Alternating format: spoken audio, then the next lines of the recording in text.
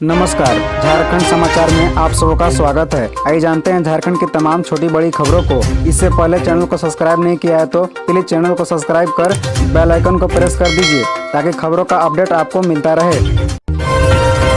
रांची सदर अस्पताल को देश में तीसरा स्थान। सांसद संजय सेठ ने कर्मियों को किया सम्मानित, कहा अब पैसे के अभाव में नहीं रुक रहा इलाज। दरअसल आपको बता दें कि आयुष्मान भारत योजना को धरातल पर उतारने और इसका लाभ जनता को देने में रांची सदर अस्पताल भारत में तीसरे नंबर पर रहा। इस बड़ी उपलब्धि के बाद सांसद संजय सेठ ने सदर अस्पताल में civil surgeon doctor Vinod Kumar सहित सभी चिकित्सकों और आयुष्मान भारत की पूरी टीम को सम्मानित किया। टीम को सम्मानित करने के लिए सदर अस्पताल पहुंचे सांसद संजय सेठ ने कहा कि प्रधानमंत्री नरेंद्र मोदी ने समाज के अंतिम व्यक्ति की चिंता की। पहले सामान्य से सामान्य बीमारियों के भी उपचार में लोग अपनी जमीनों को गिरवी रखते थे, जमीन बेच देते थे, महिलाओं को जेवर बेचना पड़ता था और लोग कर्ज में डूब जाते थे। उन्होंने कहा कि पर अब ऐसा नहीं होता। सांसद संजय सेठ ने कहा कि प्रधानमंत्री नरेंद्र मोदी ने आयुष्मान भारत योजना ऐसे ही परिवारों के लिए लाई है। इसमें 5 लाख तक का उपचार निःशुल्क किया जाता है। दिसंबर 2024 तक टीबी मुक्त होगा झारखंड। झारखंड देश का पहला राज्य जहां टीबी मुक्त वर्क प्लस पॉलिसी। फिर भी राज्य में 57,567 टीबी मरीजों की हुई पहचान। दरअसल पूरे विश्व में टीबी उन्मूलन का लक्ष्य वर्ष 2030 तक है। राष्ट्रीय लक्ष्य वर्ष 2025 तक है, जबकि झारखंड में टीबी उन्मूलन का लक्ष्य दिसंबर 2024 तक रखा गया है। अभी तक राज्य में 57,567 टीबी मरीजों की पहचान की गई है। टीबी उन्मूलन के लिए कार्य योजना तैयार कर ससमय कार्य करते हुए लक्ष्य को प्राप्त करना है। सभी जिलों में टीबी के प्रति लोगों को जागरूक करने तथा पंचायत को टीबी मुक्त करने को लेकर काम हो रहे हैं। जब तक एक एक गांव एवं पंचायत टीबी मुक्त नहीं होगा, टीबी मुक्त जिला एवं राज्य की परिकल्पना बेईमानी होगी। बता दें कि ये बातें स्वास्थ्य मंत्री बन्ना गुप्ता ने कही। वे राष्ट्रीय एचमा उन्मूलन कार्यक्रम के तहत आयोजित टीबी वर्क प्लस पॉलिसी एवं कारपोरेट इंगेजमेंट एंड टीबी के राज्य स्तरीय कार्यक्रम के उद्घाटन के अवसर पर बोल रहे थे। बता दें कि उन्होंने कहा कि राज्य सरकार टीबी मुक्त पंचायत कार्यक्रम की शुरुआत आज से कर रही है। प्रथम 10 टीबी मुक्त पंचायत के प्रतिनिधियों को राज्य सरकार द्वारा राज्य स्तर पर पुरस्कृत किया जाएगा। साथ ही सभी टीबी मुक्त पंचायतों को स्वर्ण, रजत और कांस्य पदक प्रदान किए जाएंगे। उन्होंने कहा कि सरकार अपने स्तर पर टीबी उन्मूलन हेतु हर संभव प्रयास कर रही है। पंकज मिश्रा ने जबरन क्रशर पर कर लिया था कब्जा। ईडी के गवाह ने कोर्ट के सामने दर्ज कराया बयान। दरअसल आपको बता दें कि साहिबगंज जिले में अवैध खनन से जुड़े मनी लॉन्ड्रिंग मामले में मंगलवार को पीएमएलए के विशेष कोर्ट में सुनवाई हुई। ईडी के गवाह खनन व्यवसायी विनोद जायसवाल का बयान कोर्ट के सामने दर्ज कराया गया। उन्होंने कोर्ट को बताया कि उन्हें विभाग से क्रशर लाइसेंस मिला था, लेकिन पंकज मिश्रा ने जबरन उसके क्रशर पर कब्जा कर लिया था। पंकज मिश्रा के लोग ही क्रशर चलाते थे। वहीं क्रशर चलाने के एवज में 4 लाख रुपए की अवैध वसूली की जाती थी। इसमें पंकज मिश्रा को 2 लाख रुपए दिए जाते थे। साहिबगंज जिले में 1500 ट्रक पत्थर दूसरे जिले व दूसरे राज्यों को भेजे जाते थे। इसके एवज में ट्रक संचालकों से भी वसूली की जाती थी। इसका हिस्सा भी पंकज मिश्रा को जाता था। वहीं गवाही के दौरान ईडी की ओर से विशेष लोक अभियोजक अतीश कुमार व पंकज मिश्रा की ओर से अधिवक्ता प्रदीप चंद्रा कोर्ट में मौजूद थे। बुधवार को विनोद जायसवाल से बचाव पक्ष यानी पंकज मिश्रा की ओर से अधिवक्ता क्रॉस एग्जामिनेशन किए। एचईसी की जमीन पर नहीं रुक रहा अतिक्रमण। 150 एकड़ जमीन पर अवैध कब्जा, यह है इसके पीछे की जिम्मेदारी।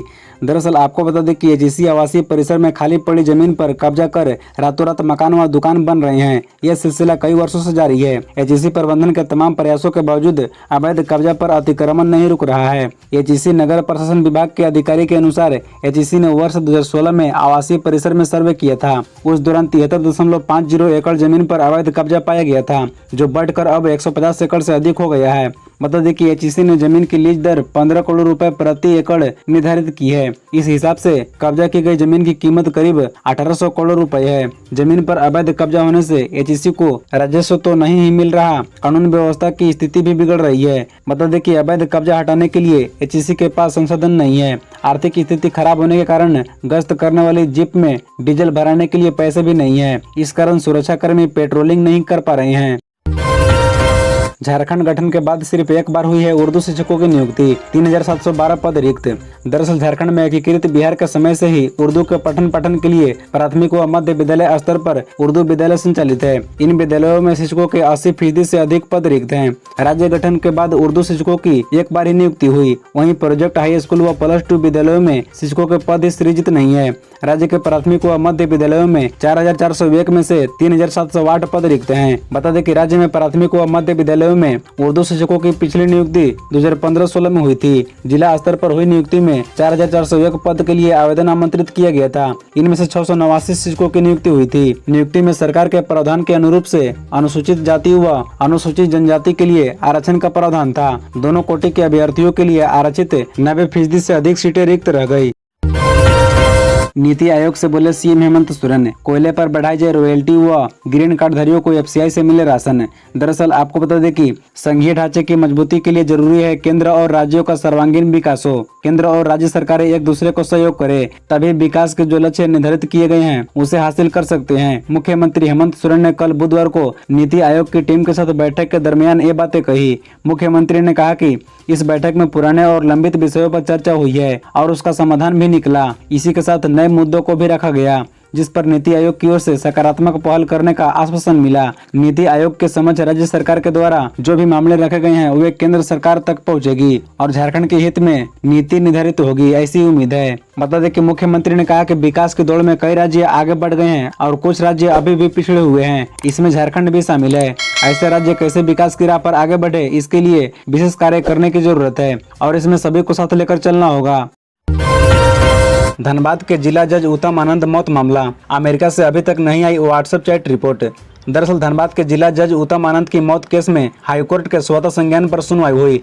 चीफ जस्टिस संजय कुमार मिश्रा की बेंच को सीबीआई ने स्टेटस रिपोर्ट सौंपी। बताया कि अभियुक्तों की व्हाट्सएप चैट की रिपोर्ट अमेरिका के जांच एजेंसी से प्राप्त नहीं हो सकी है। साथ ही यह भी कहा कि व्हाट्सएप चैट लाने के लिए गृह मंत्रालय को अमेरिका की जांच एजेंसी से संपर्क किया गया है। बता दें कि एफबीआई से व्हाट्सएप चैट की रिपोर्ट अमेरिका सरकार से अब तक प्राप्त नहीं हो सकी है। अब इस मामले की सुनवाई 19 सितंबर को होगी। पिछली सुनवाई में सीबीआई ने कोर्ट को बताया था कि बड़े षड्यंत्र को देखते हुए व्हाट्सएप चैट हासिल करने के लिए इंटरपोल से मदद लेने के लिए गृह मंत्रालय से अनुमति मांगी गई थी। इस मामले में 2 को उम्र कैद की सजा हो चुकी है। गौरतलब है कि 28 जुलाई 2021 को मॉर्निंग वॉक पर निकले जज उत्तम आनंद की धनबाद में रणधीर वर्मा चौक के पास एक ऑटो से टक्कर मारकर जान ले ली गई थी। घटना में सीसीटीवी फुटेज से साफ हो गया था कि उन्हें इंटेंशनली टक्कर मारी गई थी ताकि उनकी मौत हो जाए। उन्हें धक्का मारने वाले ऑटो चालक लखन वर्मा व उनके साथी राहुल वर्मा को अगले ही दिन गिरफ्तार कर लिया गया था। दोनों को कोर्ट में उम्र कैद की सजा मिल चुकी है। ईडी व सीबीआई के बहाने केंद्र सरकार पर बरसे झामुमो महासचिव सुप्रियो भट्टाचार्य, बाबूलाल मरांडी पर बेसदा निशाना। दरअसल झामुमो के महासचिव सुप्रियो भट्टाचार्य ने बुधवार को प्रेस वार्ता की। इस दौरान उन्होंने ईडी व सीबीआई के बहाने केंद्र सरकार पर जमकर निशाना साधा। उन्होंने ईडी पर तंज कसते हुए उसका full form end of democracy बताया। इस दौरान उन्होंने बाबूलाल मरांडी पर भी निशाना साधा।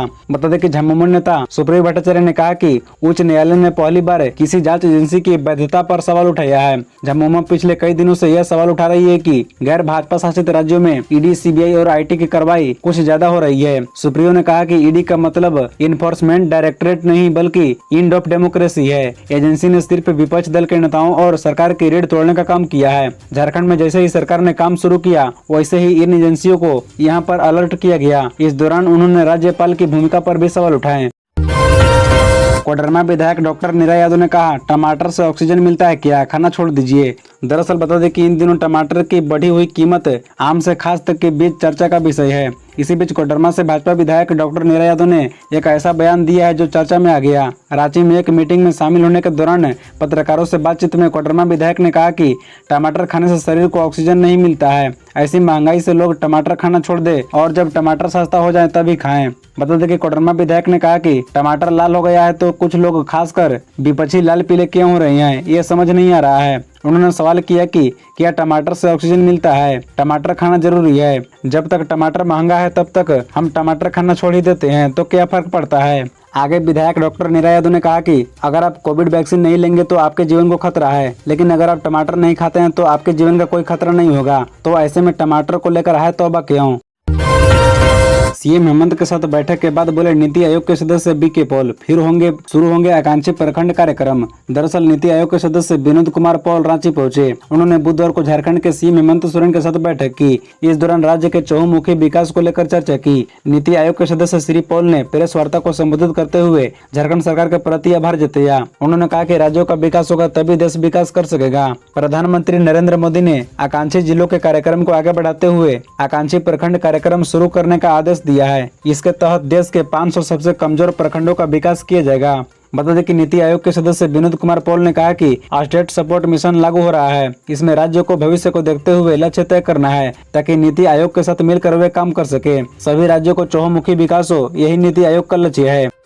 खबरों से जुड़े रहने के लिए चैनल को सब्सक्राइब, वीडियो को लाइक एवं एक दूसरे से शेयर जरूर करें। धन्यवाद।